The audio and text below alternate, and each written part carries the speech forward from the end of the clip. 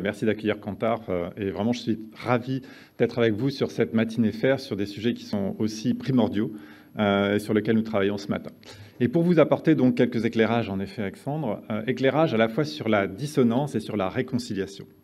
Dissonance de consommation pour des consommateurs qui vont être à la fois à la recherche de leurs bénéfices personnels et qui vont vouloir mettre en avant leur maturité dans la responsabilité de leur consommation. Alors, nous avons chez Kantar un petit trésor de sociologie qui est l'étude TGI et qui scrute depuis plus de 20 ans la consommation des Français et puis leur pratique des médias, qui étudie également leurs valeurs, leur style de vie, leur rapport aux marques, leur rapport à l'argent, leur rapport à la famille, leur rapport au risque, leur rapport aux loisirs. Énormément de domaines sont étudiés. Et ce qui va être intéressant, c'est de tracer les grandes évolutions sur les 10 dernières années, les grandes évolutions qui vont impacter la consommation. Et là, on voit se cristalliser deux pôles totalement opposés. Un pôle sur l'individualisme et un pôle sur la responsabilité environnementale et sociétale. C'est ici que j'appuie. À 10 ans d'écart, donc, sur l'individualisme, on observe les changements structurels qu'apporte cette tendance de l'individualisation, avec plus de vie en solo, en appartement, dans des petites surfaces, en milieu urbain. Et en corollaire de cette évolution de vie, un impact sur les territoires qui composent notre vie quotidienne. Dans les pratiques alimentaires, c'est beaucoup plus de repas pris seuls et c'est également beaucoup plus de repas hors cadre. Dans la mobilité, c'est l'explosion des micro-mobilités individuelles. Et bien sûr, n'oublions pas dans le smartphone, avec le smartphone qui est vraiment au cœur de cette tendance de l'individualisation. Également, ça touche la cellule familiale, une famille qui est moins vécue comme une entité ou comme un projet. Je vous ai mis quelques items ici. Moins de décisions prises en couple, moins de repas pris en famille pour le week-end. Donc ces modes de vie s'accompagnent d'une tendance un peu au chacun pour soi. Parce qu'au cœur de tout ça, c'est mon confort, mon épanouissement personnel, mes droits, mes envies. C'est la tendance vers l'individualisme qui va tout de même se heurter à un problème, c'est que cela conduit à maximiser tous les possibles individuels. Et les Français prennent conscience que la satisfaction de tous ces possibles individuels, elle va à l'encontre de la vision à long terme du développement durable et de la vision à long terme d'une humanité responsable. Les Français sont plus nombreux qu'il y a 10 ans à penser qu'il devient nécessaire et urgent de prendre en compte les problématiques environnementales. C'est vraiment une très forte prise de conscience que chacun d'entre nous a un impact carbone et doit agir pour le limiter. Donc ça se traduit dans les actions pour diminuer sa consommation, économiser les énergies, recycler. Et ce sont des actions qui sont ressenties, qui sont perçues comme positives, comme valorisantes.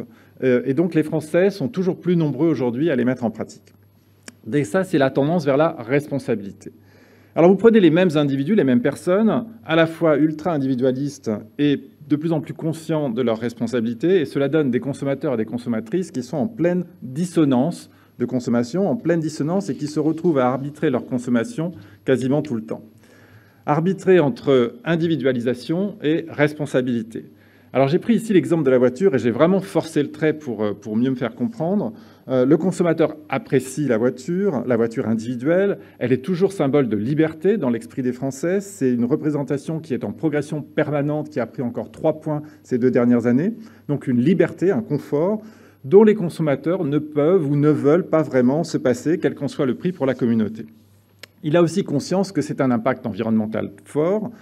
Et donc là, on a une culpabilité. Mon confort personnel va à l'encontre de la bonne volonté pour le collectif, ma bonne volonté, je dirais, RSE. Alors, comment réduire cette dissonance qui fait que quand je prends ma voiture, j'ai l'image de moi comme pollueur? Alors, la solution, ça peut être de stopper la voiture, mais ça peut être aussi d'apporter la réconciliation, on en parlait tout à l'heure. La solution de réconciliation, c'est de rendre la voiture écologique. Premier niveau vraiment pour le démarrer, c'est que pour l'instant, je suis encore au diesel, mais ma prochaine voiture sera écologique. Et puis, petit à petit, on passe à l'action, on passe à l'acte, et les constructeurs mettent sur le marché de plus en plus de modèles hybrides, électriques, hybrides rechargeables, etc. Alors, pour les marques, l'important, c'est de répondre aux besoins des consommateurs à la fois en termes de confort individuel et de préserver une bonne image de soi qui assume les choix de consommation. Et on observe ça sur de plus en plus de marchés. L'offre de produits bio, bien sûr, qui répond à la fois aux attentes individuelles en matière de santé et la perception d'une certaine qualité, et allie ça avec le respect de l'environnement. Le bio, c'est dans les évolutions que nous mesurons la plus importante de la décennie derrière le smartphone. Le local, c'est aussi une réponse à ce besoin du consommateur d'être plus en harmonie avec la société, plus en harmonie avec lui-même. On consomme la qualité pour soi et puis on soutient la production locale pour le collectif. La seconde main, là encore, une manière de déculpabiliser le consommateur. Nous pouvons consommer moins cher tout en recyclant, tout en limitant notre impact carbone. L'offre d'alimentation végétale, alors j'ai pris là aussi les clichés et les exemples les plus évidents pour bien me faire comprendre. L'offre d'alimentation végétale avec des produits qui vont satisfaire la gourmandise et qui permettent aussi de consommer moins de viande.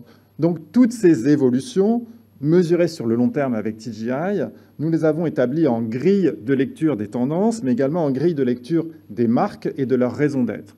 Parce qu'il est important de s'assurer derrière que la marque et sa raison d'être vont bien être en résonance avec le public de la marque ou avec les différents publics de la marque, avec les consommateurs actuels ou la cible de consommation pour un développement de la marque, ou bien à l'inverse, eh bien, établir cette grille pour comprendre qu'elle est plus en résonance avec les concurrents qu'avec sa propre marque.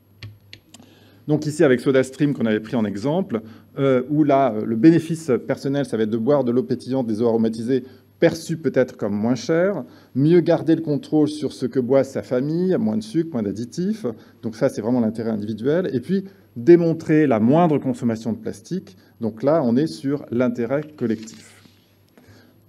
Donc en résumé, la réponse gagnante de la part des marques, c'est de permettre de ne pas culpabiliser le consommateur, en lui proposant une expérience de consommation qui servent le bénéfice propre, mais qui surtout rentrent aujourd'hui dans une nouvelle dynamique de responsabilité, qui permettent de montrer qu'on est dans un acte de citoyenneté pour le collectif. Donc voilà pour cette tension entre l'individualisme et la responsabilité sur ces 10 dernières années.